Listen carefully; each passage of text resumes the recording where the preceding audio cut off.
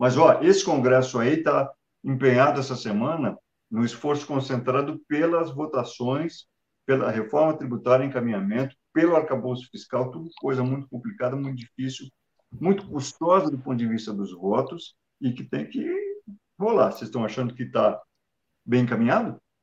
Eu acho que está. Eu acho que está bem encaminhado. Eu acho que o Arthur Lira já sinalizou que vai fazer um regime de emergência essa semana, para poder, regime de celeridade, para poder votar pelo menos a reforma tributária, que está sendo feita em etapas, né? Essa é a primeira que vai cuidar da parte dos impostos ligados a consumo. Renda e patrimônio vão vir depois, vão ser discutidos depois. Esse eu acho é o ponto mais importante, porque a gente tem a legislação mais tacanha, acho que no planeta, em nível global, em relação a essa questão dos impostos sobre o consumo. É uma mixórdia, né? Isso foi para mim, é o ponto fraco da Constituição de 88, porque ela criou uma série de impostos sobre consumo, bens e serviços, né? Você tem o IPI, você tem PIS, você tem COFINS, você tem ICMS, você tem ISS. Cada um acumulando na tributação, e a tributação sobre consumo, sobre bens de consumo, é a que mais afeta, é a mais regressiva de todas. Porque você parte do princípio seguinte, uma lata de óleo no supermercado, ela custa R$10. R$4 são de imposto, né? 40% mais ou menos são de imposto, né? E aí você imagina o seguinte: para um cara que ganha R$1.000, aqueles R$4 de imposto que é cobrado na lata de óleo pesam muito mais do que para um cara que ganha 10 mil. Pesa 10 vezes mais do que para um cara que ganha 10 mil. Então é o seguinte: todos os impostos sobre consumo, sobre serviço, eles caem na conta dos mais pobres. Eles oneram muito mais os mais pobres do que os mais ricos. Isso é uma conta óbvia.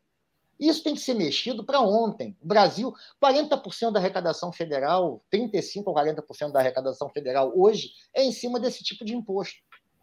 E aí você tem, o ICMS vai para os estados, o ISS vai para os municípios. Aí você cria aquelas guerras fiscais, né? Você joga para baixo um imposto para poder atrair uma empresa, você compete de forma injusta, você cria uma competição entre os estados que é injusta, prejudica os estados, para você atrair a empresa A ou a indústria B para algum lugar.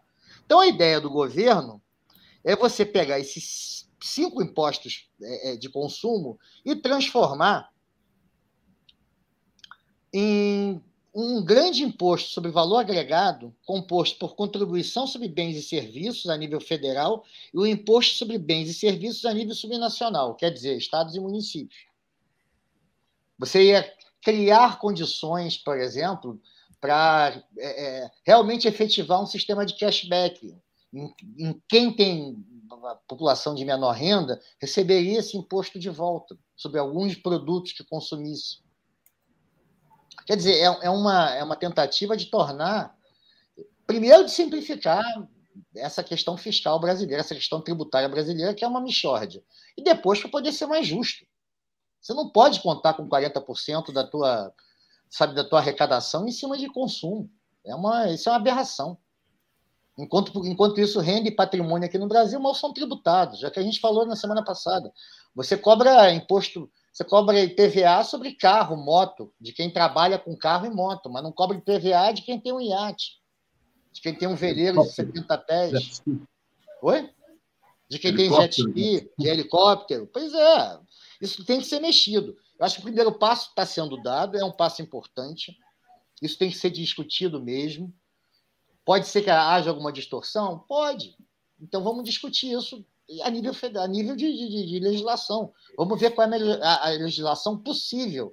Se não a ideal, a possível. Eu acho que a gente sempre tem que trabalhar o seguinte: a gente tem que buscar sempre o ideal na vida. Óbvio. Mas a gente tem que começar a trabalhar com o possível. A gente não pode dar de costas para o possível. A gente tem que haver um nível de transigência para poder conseguir avançar em alguma coisa. É o factível, né? O que dá para acontecer. É o que dá para acontecer. Não adianta se amarrar no do ideal.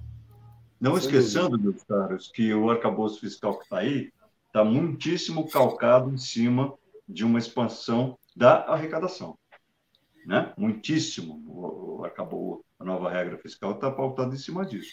Lógico, então, tem-se que buscar um equilíbrio entre não propiciar aumento de carga tributária, ao contrário, perseguir o equilíbrio, mas sem perder de vista toda a aposta feita em cima da ampliação da arrecadação para levar, enfim, novo ajuste fiscal a cabo. Que E mais? aí entra na outra ponta, Ah, a questão da política monetária. Assim, o Banco Central tem que ajudar, baixar juros, né? Porque você baixando o juro, o que acontece? O impacto sobre a dívida pública, sobre a rolagem da dívida pública reduz, a dívida pública, teoricamente, o pagamento de juros é menor e você aumenta o caixa do governo, né? Além de propiciar empresas de voltarem a investir, porque estão com dinheiro empossado em banco, né? Voltar a dar crédito para as pessoas, porque com 13,75 de taxa básica não dá para poder pensar numa política de crédito para ninguém. Os sinais estão. 13,75, que não é a margem que as pessoas vão Não, encontrar. óbvio, mas é a É taxa muito básica, mais né? que isso. É a taxa básica. Se já larga de 13,75 de base, é complicado você pensar em financiar qualquer coisa no Brasil.